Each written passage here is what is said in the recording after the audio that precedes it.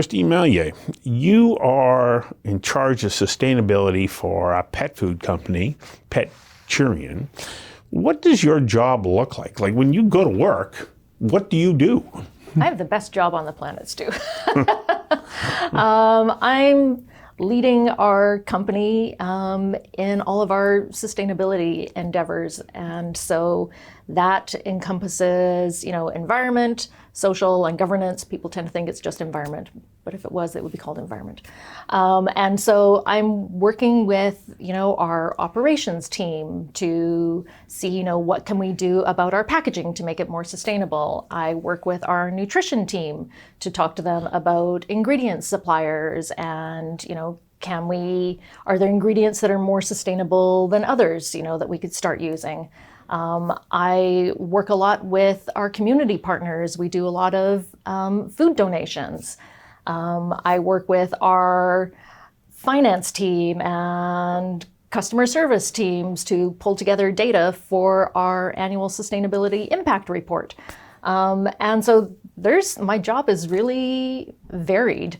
I sit on a couple of committees within the pet food industry on the Pet Sustainability Coalition.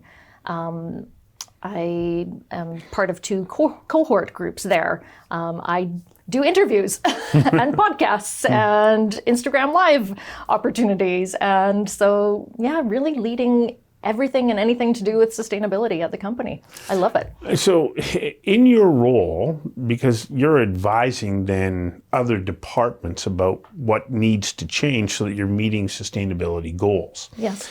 How deep does your comprehension of each one of those sectors have to be? Because if you're suggesting, well, let's just do this, you might get looks like, nice idea, but. So how well do you have to understand the inner workings of the business? You have to have a really thorough understanding of it. And that's why I'm happy. I've been at the company for just a little over 9 years. And so I'm glad that I worked in, I was hired as the events manager and customer service manager. And after I kind of grew those areas, I took on PR. I said, hey, can I take on PR for the company? And so I've worked in various roles, and that gave me an opportunity to work with, almost every department. I did work with every department across the company. And so after 9 years, you really understand how the company works. And it's really not me dictating to other departments, you need to do this, you need to do that. It's a very collaborative effort. But one of the kind of hallmarks of sustainability roles is they say you're working in areas that you have no control over. And so it's very much a collaborative effort. And so, I learned on the job. I'm also working on my Master's of Corporate Sustainability through Harvard. So I'm really, bolstering my education that way. And I work very closely with the Pet Sustainability Coalition, and I work with our competitors on these cohort groups. Even though we're competitors, when it comes to sustainability, we're all very keen on advancing the industry together. Wow. Yeah. It's quite interesting. So let's go back to when you went to university. Sure. Where'd you go and what'd you study? I went to Simon Fraser University, and I got my Bachelor of Communications with a focus in policy and regulation, actually. Yes. And from there, actually, while I was getting my degree, I got a job, fortunately, at Telecommunications, which these days is Rogers. But Cantel was the first, one of the first cellular companies in Canada. And it was exciting then. I was the first part-time employee hired in Western Canada. It was such an exciting time in telecommunications. The cell towers were being built. I had one of the old Motorola brick phones. I didn't have anyone to call because none of my friends had a phone, but I had one of these at the company. And it was a really exciting time. And so when I finished my degree, I stayed with Cantel for about 6 years. Where'd you go from there? From there, I followed one of my managers that I absolutely loved to Westel Telecommunications. Yeah. Westel was a long distance company.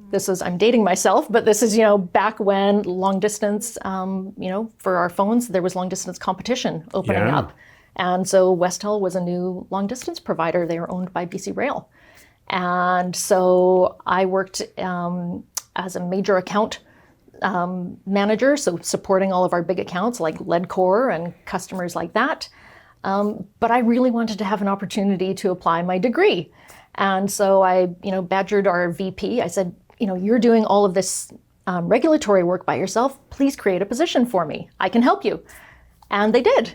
And so So that took a bit of gumption. It did, yes. Because I think I was about 23, 24 at the time. But I saw she had a lot on her plate. And again, this was, it was really exciting there was a real energy in the company. This is, something new in telecommunications. And I wanted to be part of, doing something different. And I really wanted to apply my degree. I was determined to it. And she was happy for the help. And so I was a regulatory analyst for 3 years. And so worked with BC Tel, TELUS back then. And, we were part of working with the CRTC and developing regulations and really rolling out how was all that long distance competition going to play out. But then after 3 years of kind of being in the books and doing all this kind of legal stuff, I thought, wow, this is really not me. This is really not my personality. I thought I applied my degree. I did my thing, but this is just, I missed being in front of customers and being, out in the field. And so what'd you do? So from there, I made the leap into the software industry. People always said, oh, you work in software, you must, develop games or something. I'm like, no, it's not quite that exciting, unfortunately. It was a business intelligence software company called Information Builders. And I was, customer development manager. So I was working with all of our big accounts, Petro-Canada, TELUS, was doing all of the marketing for that as well. Spent a number of years there, took an opportunity to go to Absolute Software, was the events manager there, planning global sales meetings and doing some marketing as well.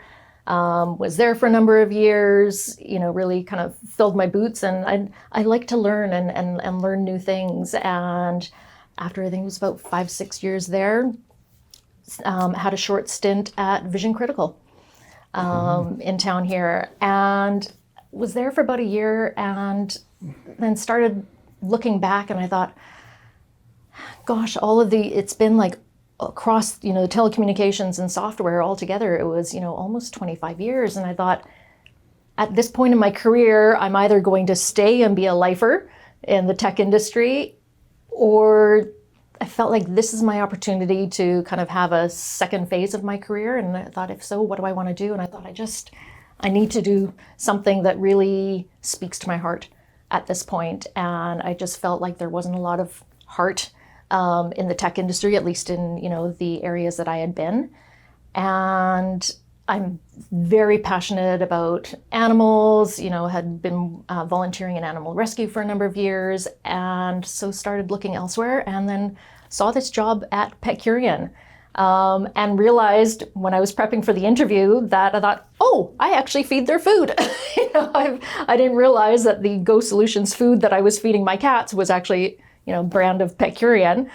And I thought, what a great opportunity to really support animals, in terms of working for a company that is really making nutritious food that is bettering the lives of animals. And so I jumped at that, and friends and colleagues thought I was crazy for leaving the tech industry, but I said, what, I need to do this for my heart. At some point, in your career, you really have to take a look at what really matters to you. And it was at that time I thought, I need to make this switch to do something that matters to me, and to feel like the career that I have is actually making an impact and giving back and doing something more for the planet than just, collecting a paycheck. So it sounds to me along the way, you made a few brave choices. Like you were willing to put yourself out and go, create that position for me. Yeah. Gutsy. I think I'm going to give up this, even though I'm probably making good money. The Yes. prospects are there. I've got Yes. certainty. Yeah. I'm willing to take a leap. Yes. How important is it that you've had that sense of adventure and openness to new experiences been in your career development? I think it's been critical. It's otherwise you just you get stuck, and I think you have to be brave and go for what you want. We only get one life. As I've gotten older, I'm sliding down the backside of the slide these days on with my age. No, you are not. We're always moving up, but I'm aware of my mortalities too. But I think as you only get one life, and life's too short to not go for it and take some chances. I realize that comes from a place of privilege, that I could, make those types of decisions. Not everybody can. And I recognize that. But I think if the opportunity is there and if you can, then why not? I didn't have anything to lose when I asked, that VP all those years ago to create that position for me to be a regulatory analyst. I thought the worst she can do is say no. And if she says no, then I might badger her again until she really says no. But she didn't. And even though I got a lot of, side eye and kind of snide comments when I was leaving the tech industry, people thought I was crazy to, give up that type of salary and that type of security. But I thought, that doesn't matter. This is my life, right? And you have to do what's right for yourself. And it's really empowering. And I think people need to remember that and not be afraid. And sure, it can be scary, but just go for it. What's the worst that can happen, right? Well, you could fail. You could fail, yeah. But that's not the end. No, it's not. Then you try again. Yeah. And I think even if you fail, as long as you learn from, I don't want to call it a mistake, because maybe it's not necessarily a mistake that you tried, but you just need to learn from things. So you remind me of a line from a piece from Teddy Roosevelt called "The Man in the Arena," written at a time when political correctness in speech was different than it is today. He gave this great speech at Sorbonne University back in I forget what it is, 18 or so. And maybe 1919, after the First World War, called "Citizenship in a Republic." But within it, there is a piece that's become known as "The Man in the Arena." And he says, it's not the critic who counts. It's not the one who points out to the doer of deeds how they could have done them better. The credit belongs to the person who actually put themselves into the arena, whose face is muddied, bloodied and marred by, the dirt, the sweat, the blood. And so even if they fail while striving greatly. Exactly. And they will never be in that cold and lonely place of those who never tried at all. And you're basically the personification of that. You're saying, I'm going for it. I'm going for it. Yeah. And really, what is the failure? You may not have gotten the end result that you were going for, but in that act of trying, you succeeded. And you learned a new skill and you developed some confidence. So where's the failure? So I can't believe I'm going to quote Ronald Reagan right now also, because he sort of carried on Teddy Roosevelt's theme and said, it's not the success that is the most important thing that we should be celebrating. We should be celebrating anybody who tries. Exactly. Because when you try, you ignite other things that wouldn't have happened if you hadn't tried. Exactly. And so there's great effort and benefit in trying. Absolutely. Yeah. Absolutely. And I think some of the confidence that I've gained over the years from trying, that has helped me try in other areas of my life. I started racing in cyclocross last year. I mean, who does that at 52 years old? Nobody. Well, you do. But I did. and I probably I may not have had that confidence to try something new if I hadn't tried these other things, in the past. So I think, I don't think there's any failure. It's a matter of perspective. It's you learn something every time you try something new. Thank you very much for sharing or providing us insights into your job and your career path in getting there. My pleasure. Thanks for having me. Yeah.